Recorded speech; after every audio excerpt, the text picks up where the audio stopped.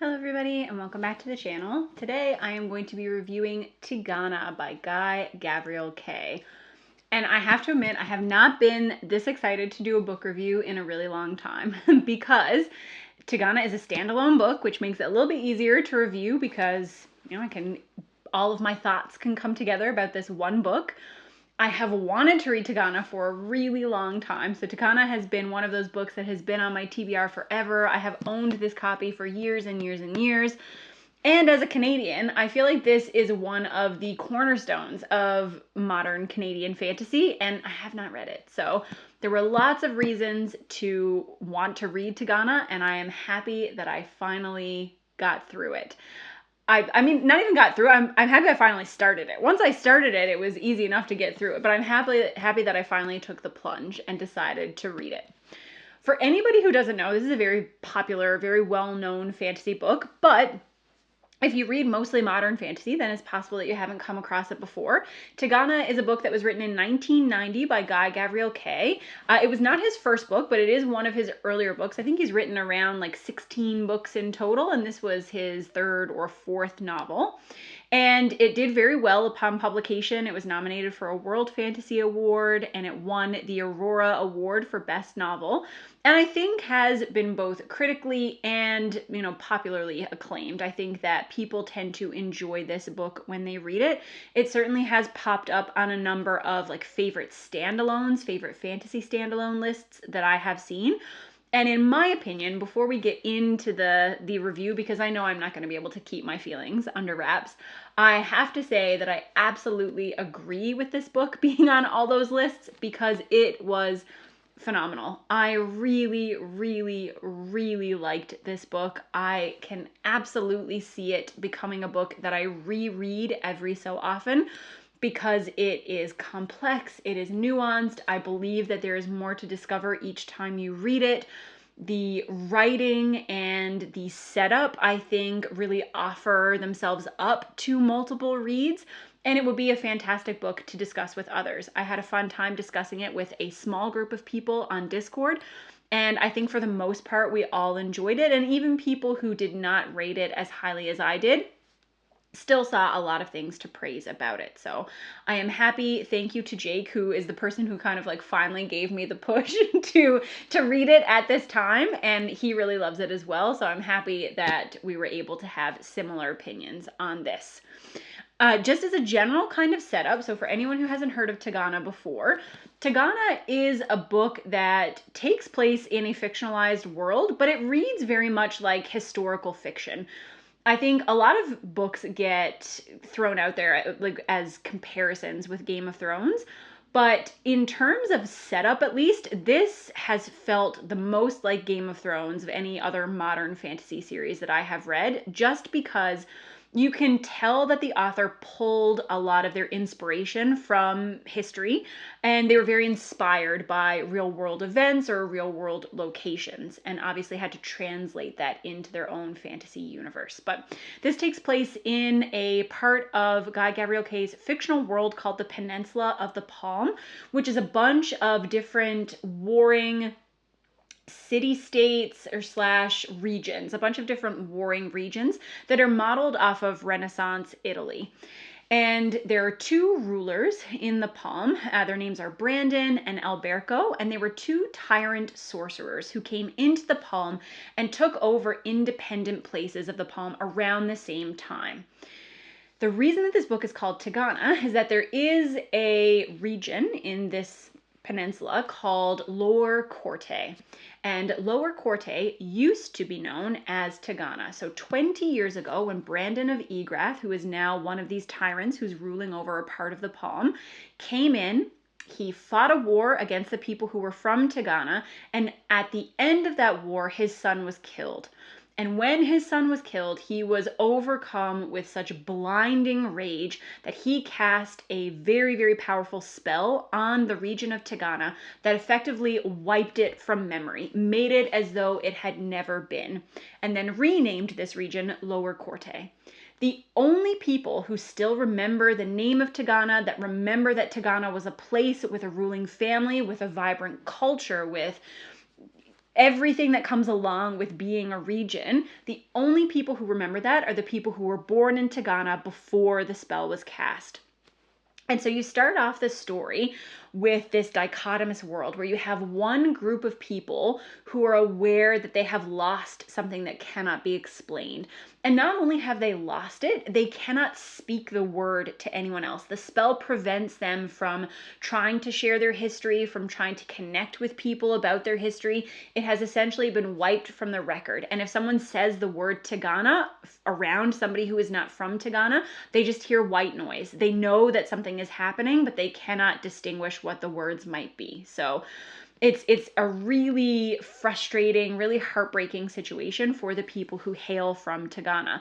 And what we follow in this story is a group of people who are from Tigana. We follow their allies, who might be people whose lives were influenced by these two tyrants, both Brandon and Alberco.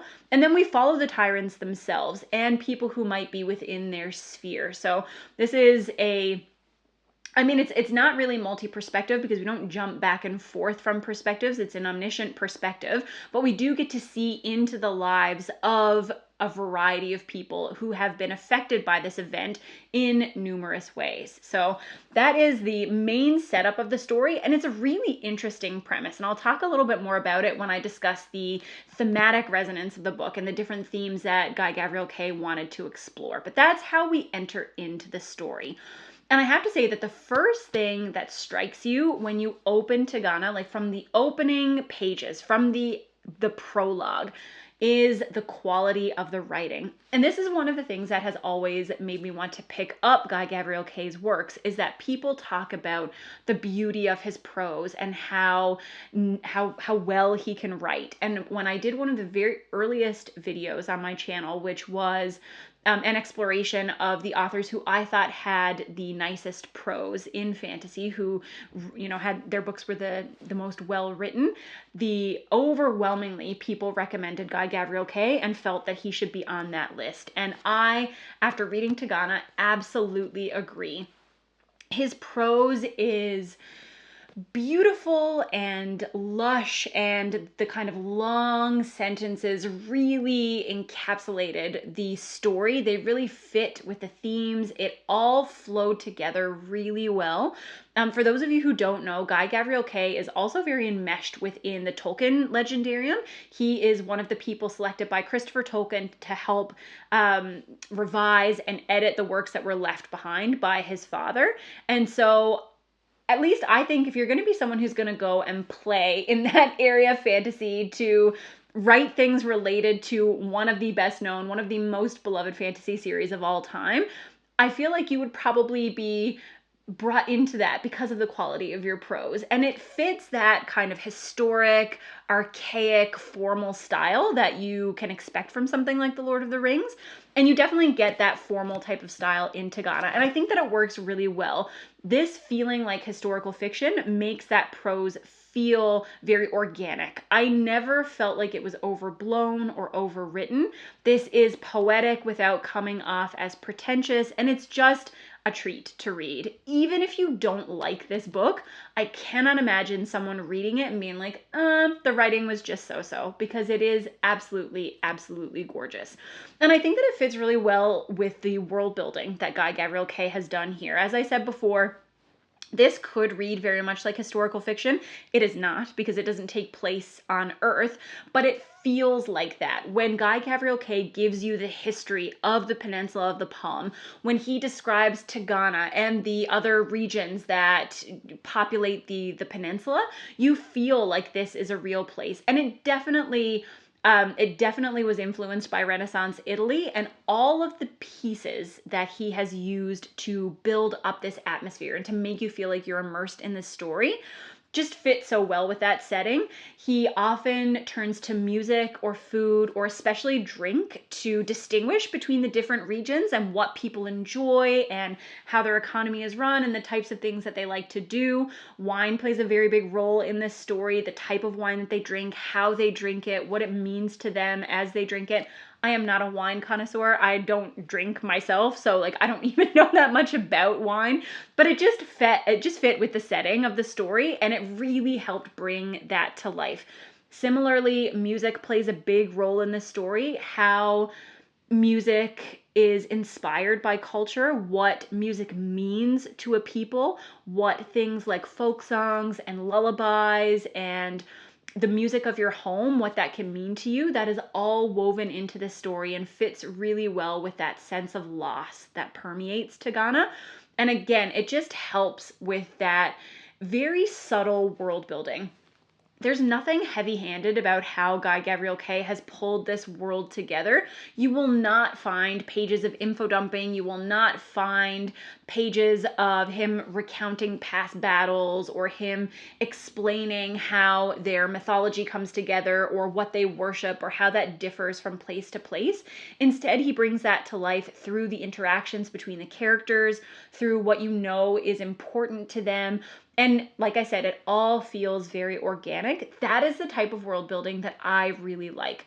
I know that a lot of people appreciate the kind of Sanderson style of world building where you get this intensely intricate style. It's just, you know everything from the magic system to the history to who talked to whom and what they believe in, and it's all very well lined out for you.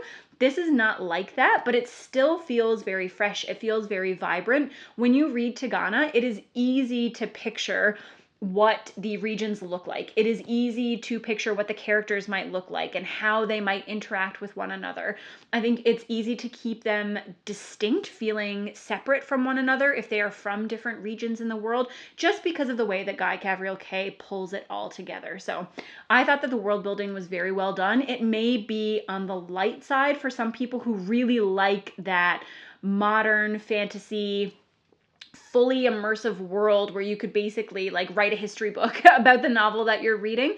It does not get into that depth, but I think that the elements that he does pull in and he does use work very well together.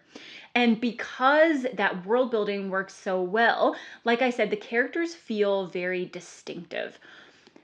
I was of mixed opinions on the characters in Tigana, and this is the one place where I don't know if this holds back Tigana from being a favorite novel of all time for me, because if I'm going to love a book, I need to love the characters. And while I think that Guy Gavriel Kay fashioned very realistic, very well-rounded, very complex characters for Tigana, there is an element, at least for me, in all books that feel very formal in the way that Tigana does. There is a barrier sometimes between me and the characters as I read it. And I did feel that a little bit in Tigana. There was never a moment when I was reading a character's perspective where I thought, Guy Gavriel Kay didn't do a great job with this character. They feel flat, they feel two-dimensional. I don't really buy their motivations. Absolutely not. You can see the motivations of these characters. You understand why they're making the decisions that they do. They make good decisions, they make bad decisions. You can see how sometimes righteous beliefs will lead them down a path that makes them do something that is incredibly immoral and reprehensible and something that you don't understand, but it fits with their character. And so I think that these characters are very well fashioned. They feel very human. They feel very real. But I think there is that distance between, at least in my experience, between me as a reader and, and them as characters in the novel. And so when things would happen, I didn't have the same level of emotional investment that I sometimes get in other books. If things happen to the characters, bad things, good things, I didn't feel that whole range of emotions. It's not a book that, at least through character interactions, brought that emotion out in me. There were some very emotional moments, but I think that they were more tied to the themes of the novel and what Guy Gavriel Kay was trying to explore rather than the characters themselves. But like I said, you follow people on both sides of this occurrence, this grand event that has stripped Tigana from the world. And Guy Gavriel Kay is a talented enough author to make you feel empathetic towards people who are on all sides of this struggle. You can see why they made the decisions that they did and what led them down the path that they have taken. And again, like I have almost nothing bad to say, because I think that he truly did a great job with the characters in the book. But, and this is why I still have this copy, because I want to read out something from the book as I chat a little bit about the thematic exploration. So, as you can probably tell from the brief synopsis that I gave at the beginning of the review, Tigana is a book that explores identity, that explores personhood and what it means to have a home, what it means to be part of a culture, and then what it means to have that culture stripped away instantaneously. And I think his decision to show you the people on both sides of this world-changing event is because we get to see how the effect of this spell has changed everyone and what that means. So we have this tug between wanting to reestablish an identity and the importance of that, not wanting that whole culture to be lost and what it would mean for it to be lost. But conversely, we also see what happens when you are absolutely single-minded in your determination to bring something back. It can cut you off from the needs of everyone. You know, Tigana is one province, it's one region in the peninsula of the Palm, and we follow people from Tigana and we are invested in the quest to bring Tigana back. But Guy Gavriel Kay makes it obvious that there are some things that have changed for the better since Tigana has been taken away, since the conquerors have come in. There are some things that have improved, and there were clearly problems that existed in the world before this, and he gives you that nuanced look at what has happened. And the people who are fighting so hard to bring Tigana back, they make decisions based from emotion, based on their own laws that can be catastrophic for other people. And what does that mean? And there is truly no right or wrong. There has been an incredible wrong that should be changed, but in trying to pursue that goal, we get to see how that single-minded determination can also cause problems of its own. And I think that one of the epigraphs that Guy Gavriel Kay uses at the beginning of this book just sets up that notion so well. So one of the epigraphs says, "What can a flame remember? If it remembers a little less than is necessary, it goes out. If it remembers a little more than is necessary, it goes out. If only it could teach us while it burns to remember correctly." And there is so much about that balance in Tigana, about trying to recapture something without becoming the very thing that you're trying to fight against, but also not allowing yourself to forget, not allowing yourself to become complacent, not allowing yourself to kind of get pulled into events and just kind of set adrift on what the world has been giving you. And it's amazing. It's so fascinating to read this through and to recognize how purposeful Guy Gavriel Kay was in the writing of this book. After the book, there is an author's note where he talks about his inspiration for Tigana and where it came from. And he says that his inspiration was twofold. So he said that he saw a photograph, and I don't know if it was in like Time magazine, but it was from Czechoslovakia in the 1960s. And I think there were two editions of this photograph. One that had a man in the background, and another where this man, who had been part of, a certain political party, had been removed from the photo. And he said that he thought that that was so powerful, that thought that someone could just be erased from history. There's no evidence that they were ever there. And obviously this is something that is a lot easier to do as time has marched on, and something that we as global citizens need to be a lot more cognizant of because of how easy it is to manipulate data, and especially in terms of images or video. But obviously this was written in a time before a lot of that was possible. And then the second inspiration for Tigana came from a play that was called Translations, and I believe it's set in Ireland, and it's about someone who is kind of going around the country erasing all of the signs that are in Gaelic and replacing them with English. And so it was about how language is tied into cultural identity, into civic identity, national identity, and how that is tied to your pride, your understanding of yourself, and how you communicate with other people. And so that is where the inspiration for this kind of stripping Tigana of its name, where that came from. And so I guess what Guy Gabriel Kay wanted to do was use magic to explore that happening in an instant.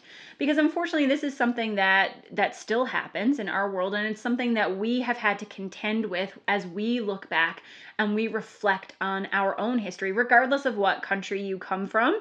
There have been instances of that kind of cultural appropriation, cultural stripping, the renaming of people, of places, the loss of language, the forced loss of language, or the forced extermination of language, and how that ties to a culture. And that is a slow process in real life, something that happens over decades, over years, and that we can, reflect back on and try to fix. But in Tigana, this is something that happens in an instant. And then what kind of repercussions does that have on the world, and what kind of repercussions does that have on people? And it's so fascinating to follow his thought processes all the way through. One thing that people tend to complain about when they read Tigana, and one of the things that I had kind of been warned about before I went in to read it, is that there are some sexual scenes or sexual ideas of sexuality that permeate the book that people find really uncomfortable. And it's interesting because Guy Gabriel Kay talks about this as well. And I don't know if I read this in the author's note or in another interview that I read after I finished reading Tigana. But number one, like, sexual things in books doesn't bother me. I read a lot of romance. Explicit sexual content does not faze me. It would have to be really strange in order for me to find it really strange. Now I sound like some sort of sexual deviant, which if you're on Discord, maybe you already think that, but I promise I'm not. It's just that I think in Tigana, there are some really uncomfortable, really terrible sexual situations that happen. And what Guy Gabriel Kay has been trying to do, I think, is explore how that kind of stripping away of personal identity, that breaking down of self-esteem, of that knowledge and security in yourself can impact other areas of your life, and that can permeate to how you express yourself in other ways, whether that is through what you decide to do with your life, how you decide to raise your children, and how you decide to express yourself sexually.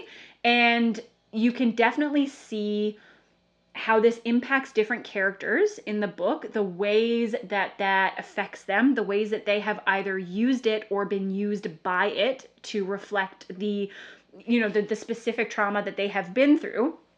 And then as the book kind of progresses towards its finale, how that shifts and changes over time. So the sexual scenes in the book did not bother me. If you are not reading the book because of that, there aren't that many. They can easily be skipped. I think that they do lend to a greater understanding of the themes of the book, but they're certainly by no means necessary. Like, they're a couple of pages each, and like I said, can be easily skipped, and this is very much worthwhile without them. But I did think that it was interesting how it seemed to tie into the overall message that Guy Gabriel Kay was giving. And I guess overall, I want to talk a little bit about my personal feelings about the book. If it was not obvious throughout the course of this review, I really loved it. I gave it 5 stars. I did debate. I have been told I'm stingy with my 5 stars. And I did go back and forth about whether or not I was going to give this 4.5 stars versus 5. Because of that, I wasn't fully emotionally connected to the characters, but this book is just too good. It's too good for me to not have given it 5 stars, and I think that it absolutely deserves every single one of those 5 stars. It has a phenomenal ending, and this is spoiler free, so I'm not going to give anything away, but the ending, both in terms of like the last chapter of the book and also the epilogue of the book, both are fantastic. The final lines in both cases, the final line of the last chapter, the final line of the epilogue, both absolutely blew me away. There are revelations that will surprise you, and I think that Guy Gavriel Kay weaves together emotions very well. There are resolutions for lots of different characters, some of which you might hope for, some of which you might not hope for, and it's just a very satisfying ending. I will not say what kinds of emotions it brought out of me because I feel like that could be somewhat spoilery, but I just will say that it was very satisfying. Having read the ending, I can't imagine it ending in another way, and I wouldn't want it to end in another way. So overall, like I said, really loved it. The writing, superb. I will absolutely read more by Guy Gavriel Kay, though some people like Patrick have told me that this is like a one-hit wonder for them. So if you are well versed in Guy Gavriel Kay and you want to recommend what I should read next, then please do so. But I'm so happy that I finally got around to reading this, and I wholeheartedly recommend it for anyone who likes fantasy, who likes well-rounded characters, who likes that more in-depth exploration of theme as part of their fantasy books, who loves beautiful prose. Just read it. It is gorgeous. It's big, it's chunky, I'm sure it's intimidating, but it is absolutely worth it. Please let me know what you think of Tigana. If you disagree and you despise this book, then I would like to know. If you also love it, then please let me know, and I will see you with another video soon. Bye!